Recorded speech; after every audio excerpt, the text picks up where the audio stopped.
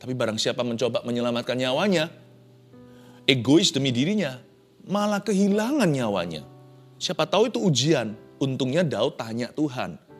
Daud sempat tanda kutip goyah, kena nasihat atau advice, ya, masukan dari orang-orangnya Daud. Mereka berkata, nggak dipikir dulu tak Bapak? Daud sempat goyah, tapi goyahnya goyah lumrah. Iya ya, masuk akal. Tapi Daud tidak jadikan nasihat mereka itu titik, namun koma. Apa-apa Daud selalu naik banding, tanya Tuhan dulu, kalau menurut Tuhan gimana?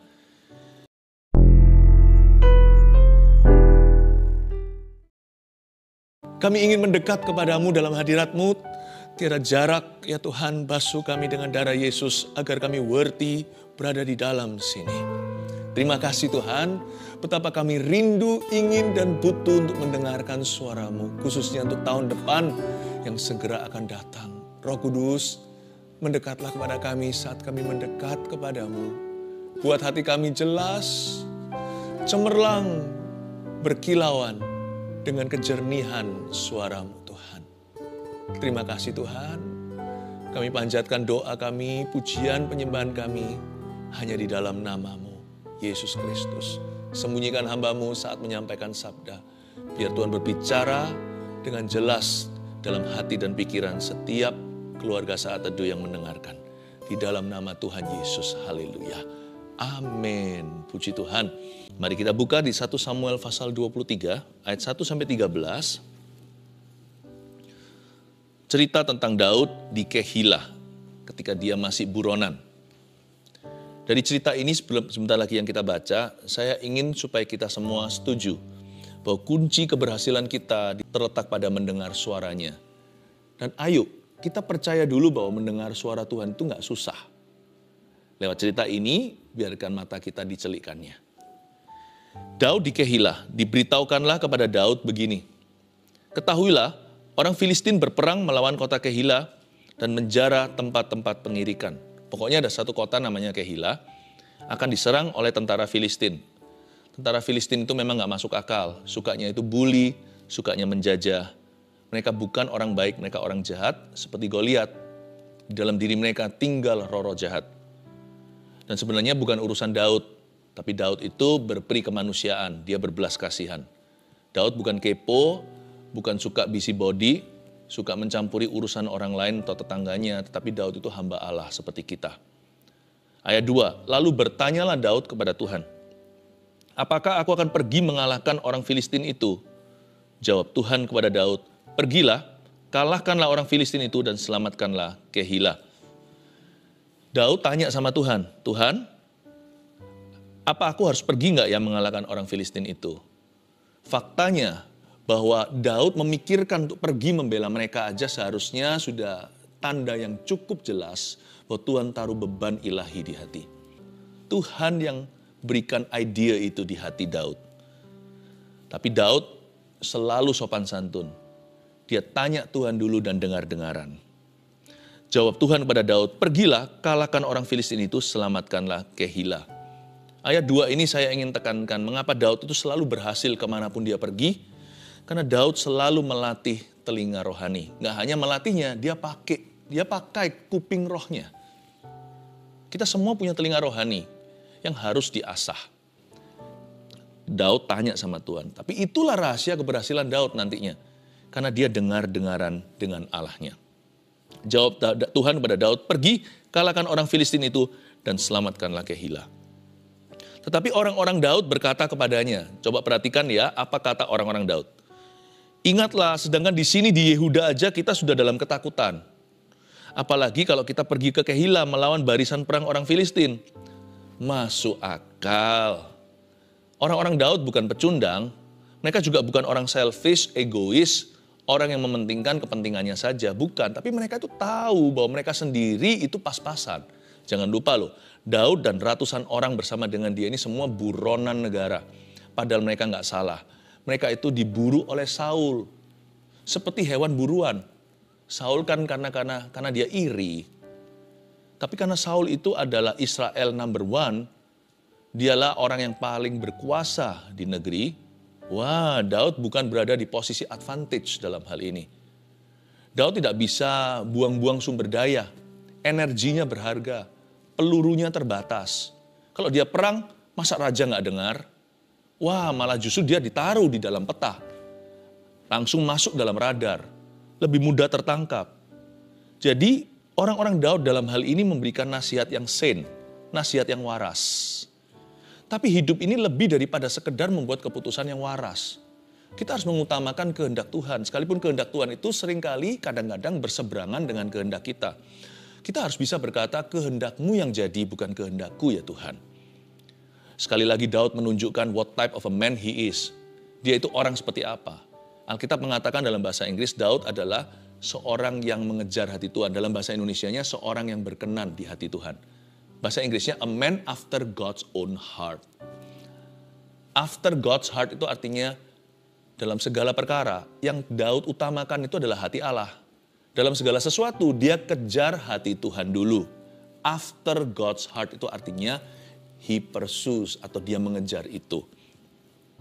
Betul-betul Daud ini menghidupi gelar yang diberikan oleh Tuhan kepadanya. Meskipun dia tahu dan dia setuju dengan nasihat orang-orangnya. Pak Daud, ya, Bapak pemimpin, kita di sini di Yehuda aja. Kita di Yehuda aja sudah dalam ketakutan. Kita ini terlalu dekat dengan musuh sesungguhnya, yaitu Saul dan tentara-tentara khususnya. Kok kita masih bisa menolong orang? Kok Bapak masih sempat terpikir untuk bantu orang lain dalam bahaya? Lupakah Anda bahwa Anda juga dalam bahaya? Dan kita semua di dalam bahaya nyawa. Tetapi orang-orang Daud berkata kepadanya, ingatlah Bapak Daud, sedangkan di sini di Yehuda kita sudah dalam ketakutan, apalagi kalau kita pergi ke Kehila melawan barisan perang orang Filistin. Ini kata orang Hokian, cengli, masuk akal. Tapi sekali lagi, kita nggak hidup untuk diri sendiri. Hidup kita itu udah dibeli. Daud tahu dia hanyalah hamba atau abdi. Makanya dia harus bisa cari tahu dulu apa kata Tuhan tentang ini. Ayat 4, lalu bertanya pula lah Daud kepada Tuhan. Maka Tuhan menjawab dia firman-Nya, bersiaplah, pergilah ke Kehila, sebab aku akan menyerahkan orang Filistin itu ke dalam tanganmu. Nah itu langsung ada chop, ada stampel approval-nya Tuhan. Langsung di ACC sama Allah Israel. Daud boleh pergi. Kalau Daud sudah dijanjikan kemenangan, berarti Daud juga direstui untuk maju berperang, ya kan?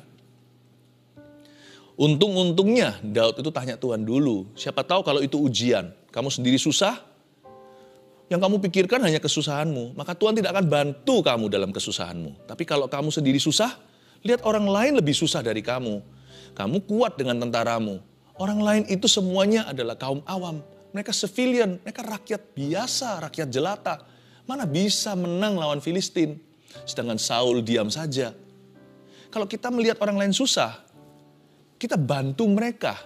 Kita tidak hanya pikirkan kesusahan kita. Bahkan kalau berani kita bantu mereka dulu. Tuhan akan masyigu. Carilah dahulu kerajaan sorga dan kebenarannya. Maka segala sesuatu ditambahkan kepadamu. Barang siapa kehilangan nyawanya untuk aku, kata Tuhan. Dan untuk orang lain, untuk Injil maksudnya. Maka dia akan memperolehnya. Tapi barang siapa mencoba menyelamatkan nyawanya, egois demi dirinya, malah kehilangan nyawanya. Siapa tahu itu ujian. Untungnya Daud tanya Tuhan. Daud sempat tanda kutip goyah, kena nasihat atau advice, ya, masukan dari orang-orangnya Daud. Mereka berkata, nggak dipikir dulu tak Bapak? Daud sempat goyah, tapi goyahnya goyah lumrah. Iya ya, masuk akal. Tapi Daud tidak jadikan nasihat mereka itu titik, namun koma. Apa-apa Daud selalu naik banding, tanya Tuhan dulu, kalau menurut Tuhan gimana? Kalau Tuhan bilang A, orang lain bilang B, otomatis Daud ikut A. Karena Daud menjadikan Tuhan Allahnya. Tapi kalau orang lain berkata A, dan Tuhan juga berkata A, ya puji Tuhan, tidak ada konflik. Tidak ada konflik batin di sana. Daud pokoknya siap untuk bayar harga. Dia siap untuk memikul salibnya. Terjadilah kehendakmu, sebab aku ini hanyalah abdi atau hanyalah hamba. Daud Bertanya pula, ada kata pula di ayat 4 tadi, lalu bertanya pula lah Daud kepada Tuhan. Berarti Daud mengutamakan Allahnya. Tuhan, this is what people say. And I think semua yang mereka katakan itu masuk akal. Tapi aku tidak mau mengikuti apa yang masuk akal. I want to do what is right. Aku mau melakukan apa yang benar. Bukan apa yang nyaman. Bukan apa yang diterima oleh khalayak ramai. Atau oleh masyarakat luas.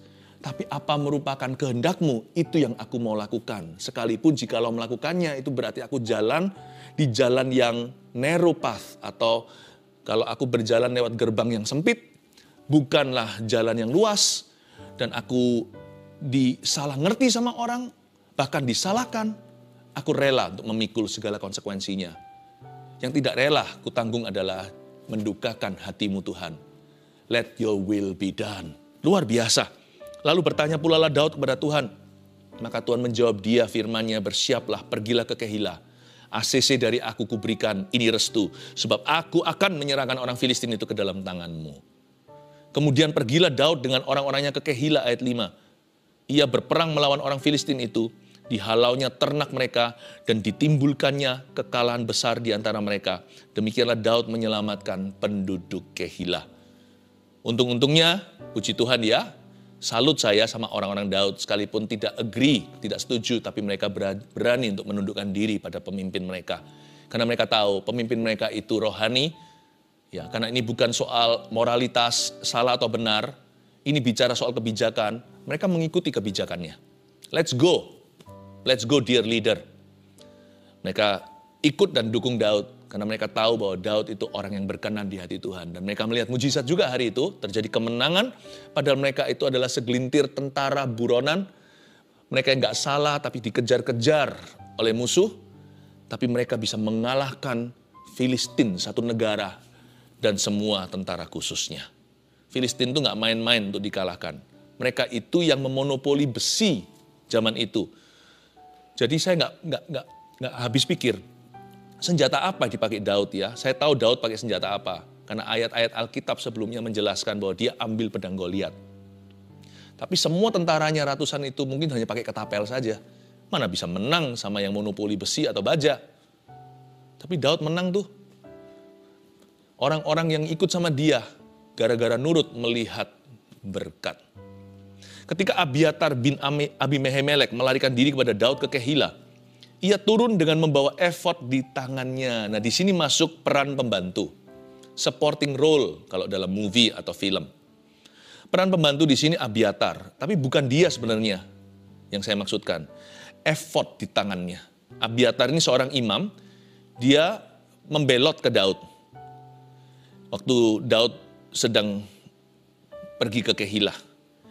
Dan Abiatar membawa efod di tangannya. Efod itu jubah imam. Udahlah, simple aja. Efod itu semacam jubah imam yang dipakai untuk mencari kehendak Tuhan. Semacam peneguhan.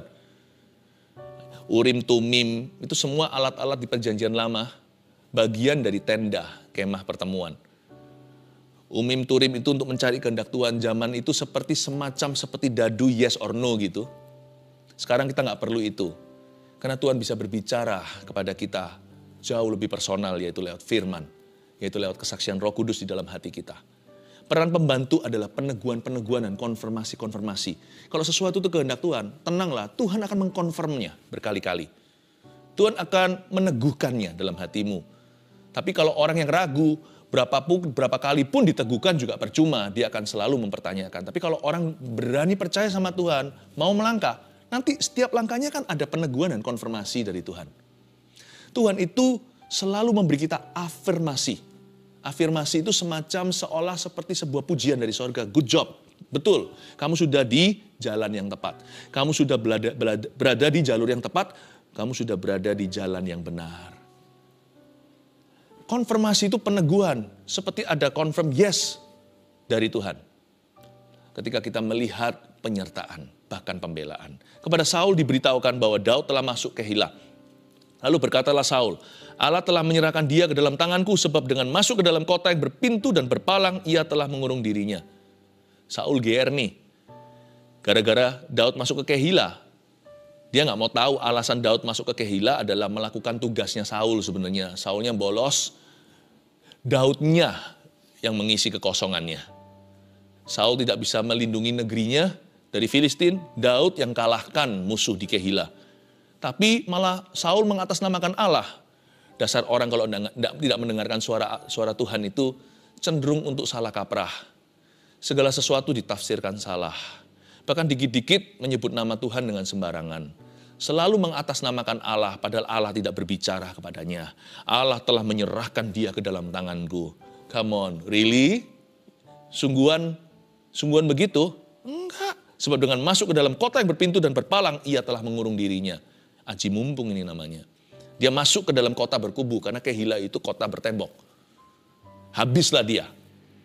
Just because, hanya karena kita melihat sesuatu itu nampaknya. Bukan berarti itulah realita. Manusia itu seringkali kena ilusi. Ilusi matanya sendiri. Dia itu tertipu dengan matanya. Dia melihat Daud masuk ke Kehila. Aha, I got you this time. Kali ini kenalah kamu. Tapi Tuhan punya rencana berbeda. Tuhan selalu serta dengan orang yang Tuhan bicara ke dalam hidupnya. Tuhan menyertai firman-Nya. Kalau kita mendengar suara Tuhan, Tuhan akan beserta firman itu dalam hidup kita. Saul, Tuhan gak bicara sama dia. Nanti kita tahu Saul begitu desperado, putus asa. Mau Tuhan bicara sama dia sampai panggil arwah Samuel. Saul di Endor itu. Saul ini sudah sepi, dunianya itu penuh dengan kebisingan suaranya sendiri. Tidak ada Tuhan lagi yang berbisik-bisik. Roh Allah sudah pergi dari dirinya. Tapi roh Tuhan tidak pernah minggat dari Daud.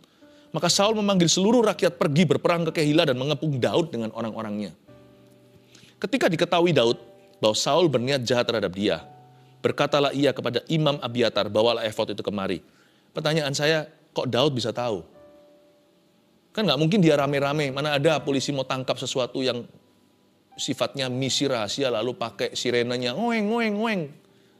Itu namanya menyatakan dirinya, itu namanya bocorkan rencananya. Dari mana Daud tahu? Dari situlah. Dari suara Tuhan yang berbicara kepada dia. Bahkan dari efod itu, bawa kemari efod itu. Dari efod itu, maksudnya Tuhan itu memberitahu. Berkatalah Daud, Tuhan Allah Israel hambamu ini telah mendengar kabar pasti bahwa Saul berikhtiar untuk datang ke Kehila dan memusnahkan kota ini oleh karena aku. Daud berkata sama Tuhan Allah Israel, hambamu mendengar kabar pasti. Bisa Tuhan bicara, tapi Tuhan juga bisa bicara lewat cara lain. Daud menerima sebuah informasi intelligence. Diberitahukan, Bapak Daud, Raja Saul sedang kemari. Tuhan itu gak harus memberitahu kita directly. Selain lewat konfirmasi, Tuhan juga bisa pakai manusia, pakai kejadian, untuk menekankan suatu keadaan. Atau memberikan kepada kita sebuah pesan. Tapi alangkah baiknya, langkah ke-1 mendengar suara Tuhan adalah jikalau hati kita selalu peka. Dan belajar peka lah, kalau selalu peka sih rasanya gak ada satupun di antara kita selalu peka atau senantiasa, saya juga tidak. Tapi kita belajar semakin peka. Langkah-langkah kedua, ketiga dan seterusnya, Tuhan bisa pakai orang, kejadian. Tapi gak perlulah ya Tuhan pakai hukuman baru kita mendengar suaranya. Itu kan seperti keledai, seperti bagal liar yang harus pakai tali les dan kekang. Kalau enggak dia tidak akan mendekat kepadamu, kata Tuhan. Ayat 11, akan diserahkan oleh warga kota-kota Kehila itukah aku ke dalam tangannya? Dia tanya Tuhan. Akan datangkah Saul seperti yang telah didengar oleh hambamu ini? Tuhan Allah Israel, beritahukanlah kiranya kepada hambamu ini. Dia tanya lagi sama Tuhan. Daud ini manja atau apa? Bukan. Daud ini smart. Karena dia tahu, dia paling maksimal hanya tahu hari ini di ujung-ujung hari. Yaitu saat ini sekarang. Tapi hanya Tuhan yang tahu langkah berikutnya. Saya sebut Daud ini smart karena dia tahu siapa yang pegang kunci hari esok. Yaitu Tuhan. Makanya dia apa-apa tanya Tuhan. Sekali lagi, bukannya nggak perlu tanya loh ya. Daud itu bisa membuat keputusan. Apapun yang dia putuskan karena dia hamba Tuhan. Selalu ada Tuhan di dalamnya. Tapi khususnya hal-hal tertentu yang sifatnya Anda terusik. Harus tanya Tuhan dulu ini. Tanyalah dulu. Jangan di-bypass. Atau jangan diabaikan sinyal-sinyal itu. Apalagi kalau itu keputusan-keputusan yang besar. Kalau Anda tidak ada sinyal pun, kalau itu keputusan penting dalam hidupmu, mendingan berdasarkan kesadaran kita. Oleh karena kita menyadari bahwa keputusan ini penting sekali, sekalipun kita nggak merasa gimana, jangan terlalu percaya diri. Percaya Tuhan dulu sebelum kita percaya diri, itu lebih baik. Sekalipun kita tidak merasakan suatu bahaya atau peringatan, who knows ya kan, siapa yang tahu. Kalau itu keputusan penting, keputusan besar, keputusan yang mempengaruhi nasib orang lain juga, maka kita bertanggung jawab untuk memiliki kesadaran sendiri untuk masuk ke hadirat Allah dan tanya dulu sama Tuhan Yesus. Jawab Tuhan, ia akan datang. Wah, Tuhan sangat jelas. Ia akan datang. Kemudian bertanyalah Daud, akan diserahkan oleh warga-warga kota Kehila itukah aku dengan orang-orangku ke dalam tangan Saul? Firman Tuhan, yes, akan mereka serahkan. Pertama, saya seperti baca begini tuh saya seperti merasa, gimana sih orang-orang Kehila itu? Kamu tuh ditolong sama seseorang yang berkorban loh. Dia sendiri itu dalam bahaya. Tapi Tuhan yang menguji hati menjawab Daud begini, sekalipun kamu tolong mereka, mereka tidak akan berbalas budi, mereka tidak akan berterima kasih. Tuhan, waktu Daud tanya, aku akan diserahkan gak ya sama orang Kehila? Yes, kamu akan diserahkan. Unfortunately, sayangnya hati manusia ya debu dan tanah. Dan Tuhan bilang sama Daud, yes Daud, kamu akan diserahkan oleh orang-orang yang baru kamu tolong. Mereka tidak akan berterima kasih, mereka akan mengkhianati. Dari sini saya pelajari sesuatu yang sangat mendalam. Bahwa kita tolong orang bukan karena orang itu layak ditolong. Kita tolong orang, bantu orang karena Tuhan yang suruh. Dan karena Tuhan sudah menolong kita. Hal yang lain yang saya pelajari adalah, janganlah taruh harap sama manusia. Loyalitas manusia itu hanyalah selama sumbu yang pudar nyalanya. Misalkan Anda nyalakan lilin besar sekalipun, dia nggak bisa forever selama-lamanya. Kasih setia yang kekal itu hanya Tuhan. Jadi kita janganlah kecewa sama orang.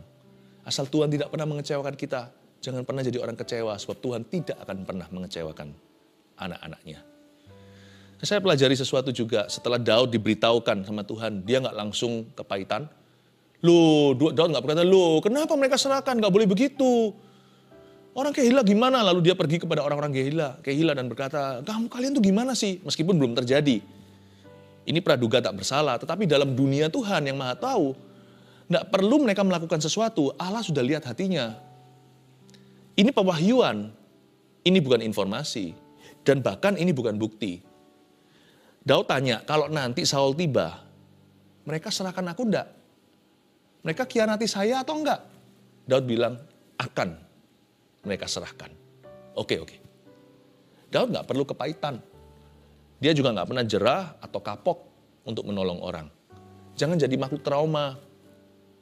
1000 kali kau tolong orang, 999 kali tidak ada terima kasih. Yang satu pun syukurnya pas-pasan. Janganlah Anda jerah. 1 juta kali berikutnya tetaplah tolong mereka. Karena Tuhan kita seperti itu. Akan mereka serahkan. Daud nggak kepahitan. Fokusnya dia bukan kepada orang dan perasaan. Bukan pada penerimaan pengakuan. Fokusnya dia adalah ketaatan. Coba lihat ayat 13. Lalu bersiaplah Daud dan orang-orangnya. Kira-kira 600 orang banyaknya. Mereka keluar dari Kehila dan pergi kemana saja mereka dapat pergi. Kata lalu bersiaplah Daud dan orang-orangnya. Langsung taat. Langsung gak pakai tunggu-tunggu. Gak pakai tunda-tunda. Apabila kepada Saul diberitahukan bahwa Daud telah meluputkan diri dari Kehila, maka tidak jadilah ia maju berperang. Untung kan? Coba Daud gak langsung nurut. Pasti terlambat. Waktu dia mau keluar, Saul sudah masuk. Saya rasa ini di dalam provinsi Yehuda, tidak jauh Kehila dari mana Saul berada. Jadi kalau Daud telat atau terlambat, pasti mereka akan bertemu dan berjumpa. Dan terjadi perang saudara. Antara Daud harus dibunuh atau terpaksa dia membunuh demi membela diri. Dua-dua salah. Makanya itu Daud langsung hengkang. Nggak pakai tunggu-tunggu. Kebudayaan kita seringkali adalah suka menunda-nunda. Why should I do it now if I can do it later? Kenapa saya harus lakukan sekarang? Hari ini kalau saya bisa tunda esok hari, besok lah. Kan ada waktu. Itu bukan kebiasaan yang baik. Itu juga menjadi cara kita, resepsi kita, penerimaan kita akan suara Tuhan. Ketika kita terima satu pesan, kan kita sendiri yang buat keruh, ya kan? Kita sudah berdoa, kita sudah minta tanda.